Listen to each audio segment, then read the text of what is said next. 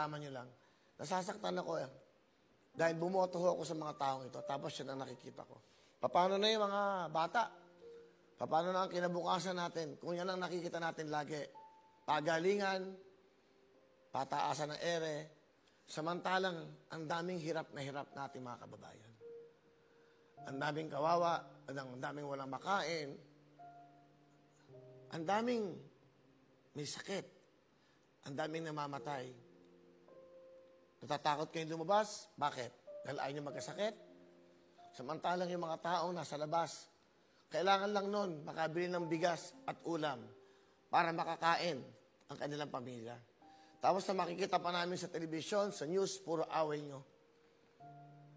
Nakakalungkot po. Isa ho yan sa mga dahilan pa. Papasukin ko ba to?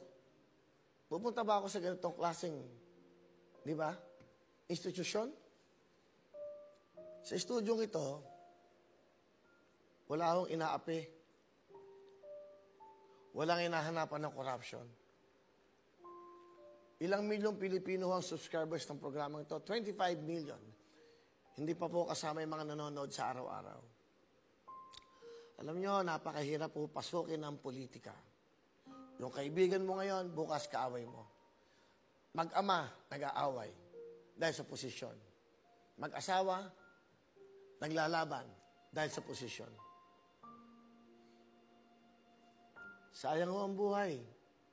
Sayang yung sinasabi nating pagmamahalan.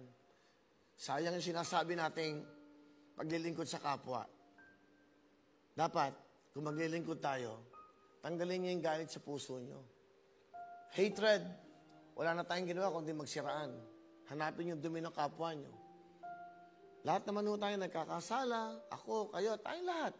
Pero ganun pa man, siyempre, nagsisisi tayo, di ba? Alam niyo, ang hirap eh.